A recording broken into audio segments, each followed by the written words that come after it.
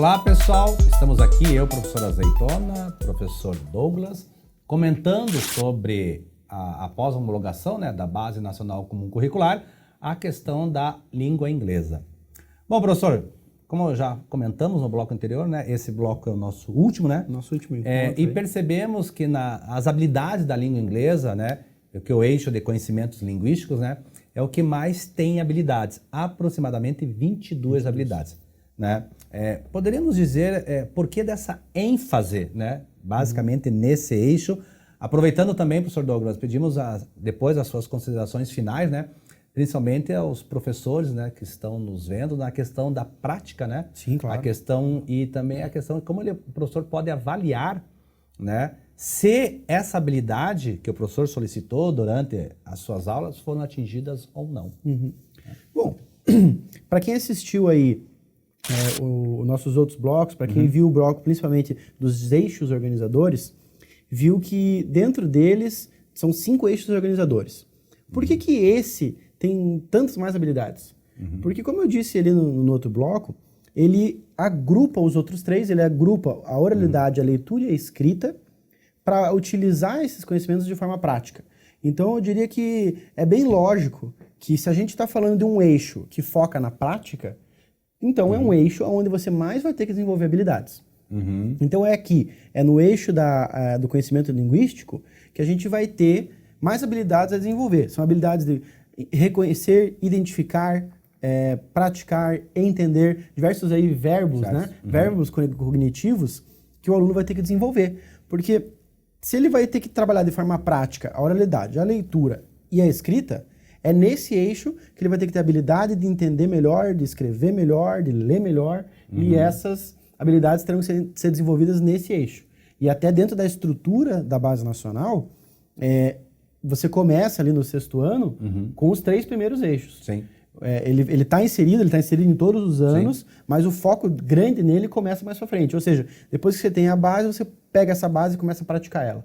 Esse é o grande motivo de ter mais habilidades nesse eixo. Antes do professor comentar as demais situações, só quero salientar vocês, pegamos a base, destrinchamos ela e colocamos em indicadores, né? Então, até para visualizar numa planilha de cálculo, né, qual que é a tendência da língua, para onde ela está indo, o que predomina, porque senão o professor fica assim, no diz que me diz que eu acho que é isso. Não tem que achar porque é assim que está escrito, beleza. Então, só lembrando vocês, durante o ensino fundamental, 6º, 7º, 8º e 9º, a base tem ao todo 88 habilidades, né, da língua inglesa, sendo 74 objetos de conhecimento. É claro que em cada objeto de conhecimento pode ter mais de uma habilidade, né, que é o caso, por isso que são 74 objetos de conhecimento e 88 habilidades. A questão da oralidade, ela é meio linear entre o 6º, 7º, 8º, o 9º que cai um pouco, né? Ao todo são 16 objetos de conhecimento dentro da oralidade. Na questão de leitura, ela começa no 6º com 4 objetos, vai para o 7º com 5, dá uma caída no 8º e aumenta 4 para o 9º. A questão da escrita, meio linear. 3 habilidades para cada ano, só no 8º ano que são 2 objetos de conhecimento.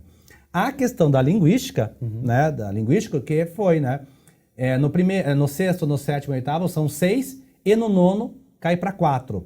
E a questão da dimensão, não que seja menos importante, né, ela tem ao todo 9, sendo 2, 2, 2 no 6º, no 7º e no 8º e no ano 3.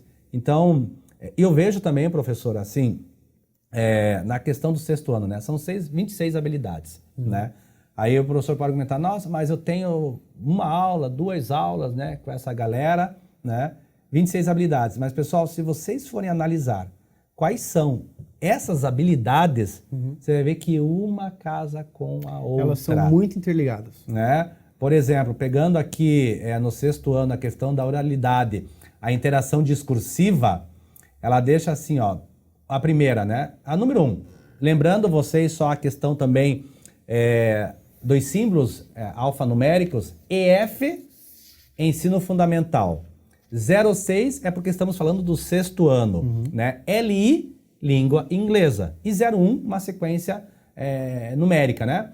Então diz lá, interagir em situações de intercâmbio. Daí a 2, coletar informações. Então você vê, numa aula você já pode colocar 2 ou 3 habilidades. Né? Então, pessoal, eu também saliento, né? Não só na questão da língua inglesa, mas em todas as disciplinas, não façam como conteúdo, né? Exatamente. Tipo assim, eu vou pegar a primeira, tal. Esqueci de fazer a 20, a 21 e a 22. Que não é conteúdo. A base, ela tem essa ideia. Ela é uma coisa para você mesclar o que está ali. Se você for trabalhar como a gente tinha aquela tradição de unidade 1, unidade 2, unidade 3, e não pode pular uma, não pode perder a outra, e aquilo tem que ser uma sequência, vai perder o que a base está querendo trazer. A base está querendo trazer uma coisa toda conexa, toda mesclada, e é como você mesmo disse, Azeitona, a gente pode pegar em uma aula e trabalhar várias habilidades. Sim. Porque se você olhar, se você tirar um tempinho para pegar a base ali e ler as habilidades, você consegue trabalhar várias numa só, numa aula. Então, se você pensar, mas 22, quantas aulas eu vou ter? Mas não é uma habilidade por aula. Assim como não é uma habilidade uma vez só. Sim. Então, tem habilidades que você vai trabalhar durante o teu ano inteiro, não durante uma aula. Eu só fiz essa interrupção, né, professor? Porque na hora que o professor começou a falar sobre essas habilidades, né, a questão, eu me preocupei com isso, né? Porque senão o professor vai ver a quantidade de habilidades. Nossa, pelo amor de Deus! Exatamente. Não é conteúdo, pessoal. Então, você vê, nessa primeira do 6º ano, 2 habilidades, numa atividade você já mata. Essa habilidade aí você já consegue verificar. Bom, professor, agora vamos lá. Né, que eu só queria fazer essa interrupção. Não, perfeito. Aí, né? Bom, a gente percebeu então aqui dentro da nova base que esse é o foco, por exemplo, com maior habilidades. O que isso quer dizer? Quer dizer que ali é a área que a gente mais vai ter que trabalhar. Como o Azeitona passou aqui toda uma estatística, né? Você vê que ela tem, muitas vezes, o dobro de importância, não importância, mas o dobro de habilidades a serem desenvolvidas do que os demais eixos. Por quê? Porque ele vai fazer uma somatória de tudo isso para colocar na prática. Então, a base em si, ela tem muito isso, o conhecimento de forma prática, né? Então, como a gente pode trabalhar melhor isso em sala de aula? Acho que esse é o foco aí desse bloco nosso aqui, né, Carlos? Certo. Como a gente pode trazer isso para a sala de aula? Então, a gente falou aí de outros blocos, a diferença de captação de informação dos alunos, né? E como trabalhar isso? Se você fizer uma aula puramente expositiva, muitos alunos vão perder. Se for uma aula só de leitura, muitos alunos vão perder. Então, você vai ter que trabalhar de forma dinâmica dentro da sala de aula. Tá, mas Douglas, na prática, né? Vou falar na prática. O que eu vou fazer? O que interessa é a prática mesmo. Né? A gente tem, por exemplo, você pode trabalhar formas de entrevista, trabalhar eles em dupla, trabalhar em trios, trabalhar em grupos, para que eles comuniquem entre si e vejam que todos têm dificuldades no aprendizado. E isso é muito bom também para trabalhar outras coisas, que é tirar um pouco da insegurança do aluno, trabalhar um pouco a questão social, a questão de comunicação. Você vai trabalhar isso com essas atividades mais dinâmicas. Agora, só de dinâmica não vai dar para fazer também.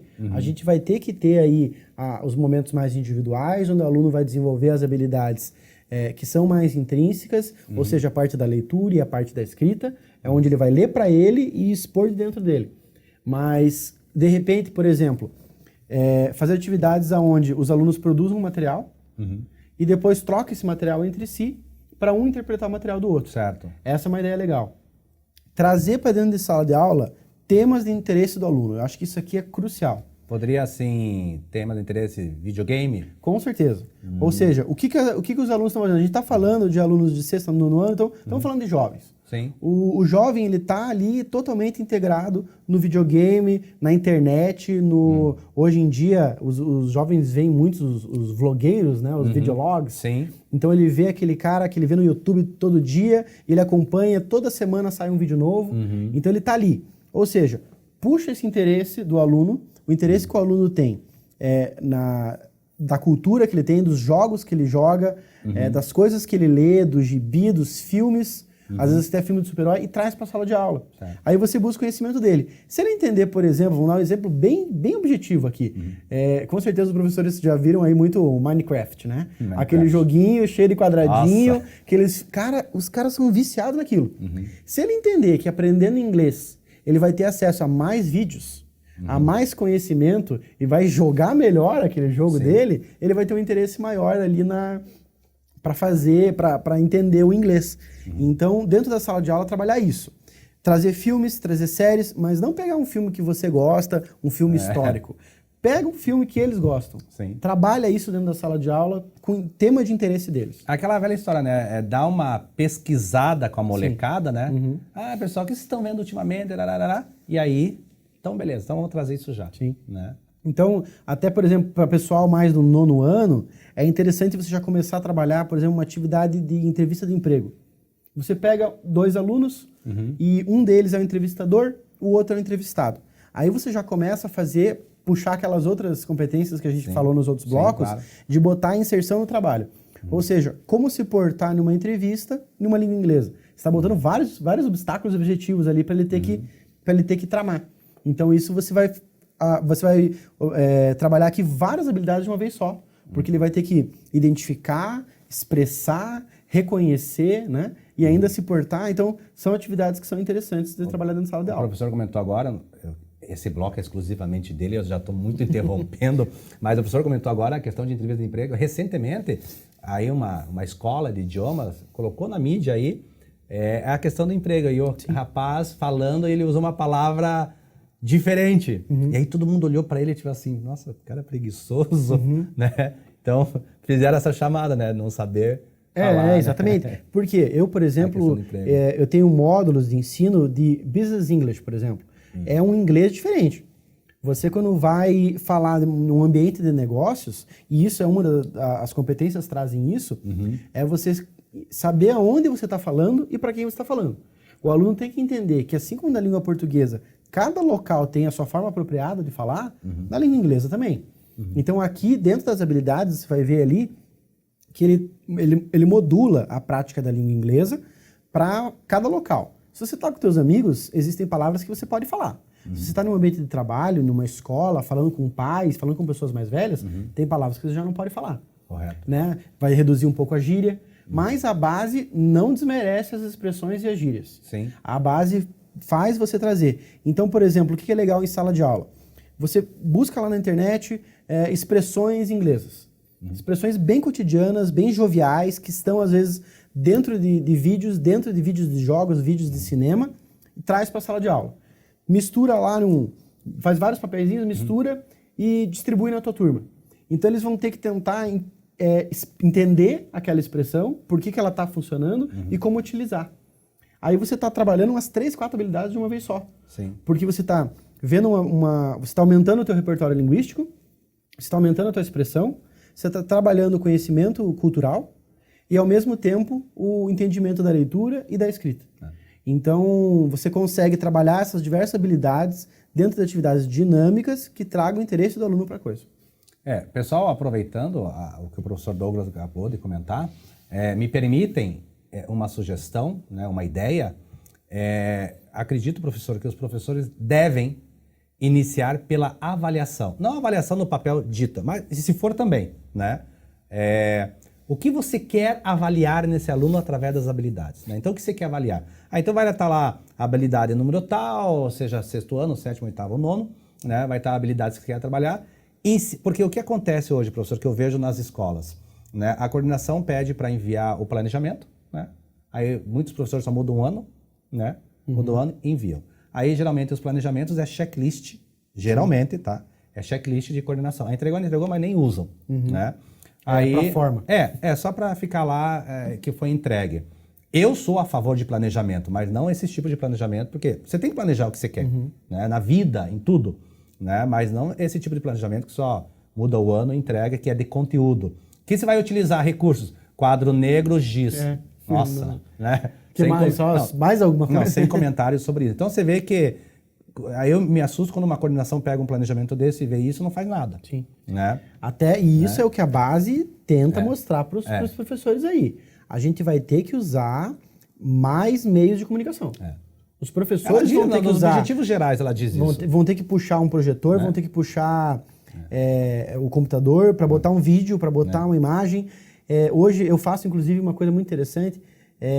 Existe um aplicativo que você pode desenvolver como se fosse um joguinho. E cada um responde no seu celular. Sim. Isso é extremamente interativo. Sim. Você já viu o aplicativo Esse é famoso, né, professor? Esse é famoso dentro da nossa área. E tem né? vários idiomas até. Então, quando você consegue desenvolver uma matéria dentro... E você mesmo pode criar, né, as questões. Então, eu crio as questões do que eu vou botar, e aí você pega o aluno com uma coisa que ele adora, que é o celular, e ele, da palma da mão dele, responde, aparece lá a pontuação, ele ainda quer concorrer com os colegas. Às vezes você pode fazer essas atividades de grupo. Sim. Você pode ter um grupo respondendo junto, e aí eles têm que discutir qual é a resposta certa.